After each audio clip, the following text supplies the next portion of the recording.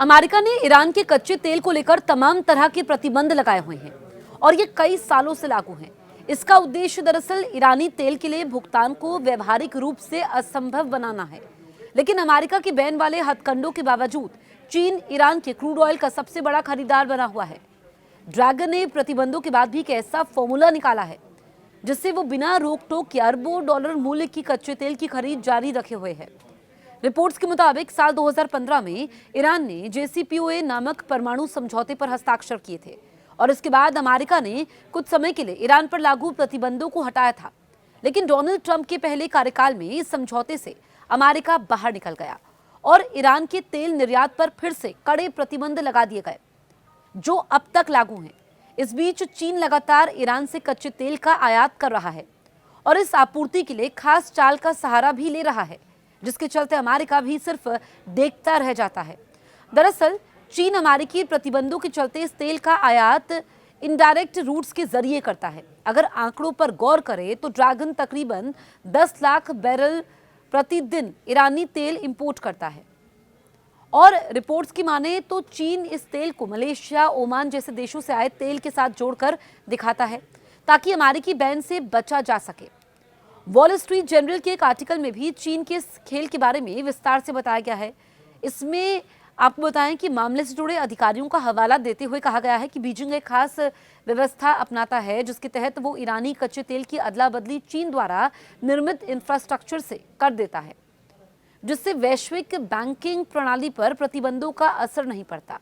इसमें बताया गया है कि इस तरीके ने अमेरिका के दो प्रमुख प्रतिस्पर्धियों के बीच आर्थिक संबंधों को और गहरा कर दिया है। आधिकारिक अनुमानों को देखें तो सिर्फ 2024 में इस खेल के जरिए प्राप्त तेल राजस्व का उपयोग ईरान में चीनी परियोजनाओं के वित्त पोषण में 8.4 अरब डॉलर तक हो सकता है। ये ईरान से अनुमानित 43 अरब डॉलर के तेल निर्यात का एक हिस्सा है, जिसका लगभग 90% चीन को ही जाता है। रिपोर्ट्स में चीन द्वारा अपनाए जाने वाले पूरे तरीके के बारे में विस्तार से बताया गया है। इस व्यवस्था के काम करने के प्रोसेस को देखें।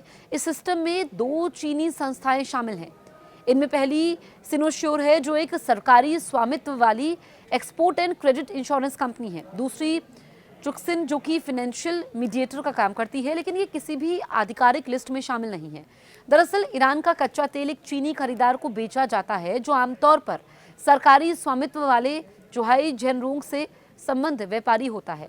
आपको बताएं कि सीधे ईरान को पेमेंट करने के बजाय खरीदार यहां पर कंपनी में हर महीने करोड़ों डॉलर का भुगतान इसी तेल के लिए करता है। ये धनराशि ईरान में इंफ्रास्ट्रक्चर सेक्टर से जुड़े बड़े चीनी बिल्डर्स को दी जाती है। इसके बाद सिनोश्योर इस परियोजना का इंश्योरेंस करता है, जिससे जोखिमों के बावजूद ये व्यवस्था सुचारू चलती रहती है। ईरानी कच्चा तेल चीन में कभी खुले तौर पर नहीं पहुंचता है। इसे बेचने वाले की पहचान छिपाने के लिए क्रूड ऑयल शिपमेंट आमतौर पर समुद्र में जहाज से जहाज ट्रांसफर के जरिए चीनी पोर्ट्स तक पहुंचने से पहले अन्य देशों के तेल के साथ मिला दिया जाता है। इसका बड़ा फायदा यह होता है कि चीन के सीमा शुल्क एजेंट ईरानी आयातों की औपचारिक घोषणा करने से बच जाते हैं। चीन की इस खरीद से प्रतिबंधों के चलते कमजोर हुई तेहरान की अर्थव्यवस्था को सपोर्ट मिलता है, तो वहीं चीन रियायती दर पर कच्चा तेल हासिल कर लेता है। रिपोर्ट्स के मुताबिक चीनी कंपनियों ने इस डील के तहत ईरान में हवाई अड्डों से लेकर रिफाइनरियों तक प्रमुख प्रोजेक्ट्स का निर्माण या सुधार किया है। हालांकि वॉल स्ट्रीट जर्नल की रिपोर्ट में इस मामले के बारे में विस्तार से बताने वाले अधिकारी चीन और ईरान के इस खेल को राजनीतिक रूप से अमेरिकी प्रतिबंध नीति के लिए एक खतरा करार देते हैं।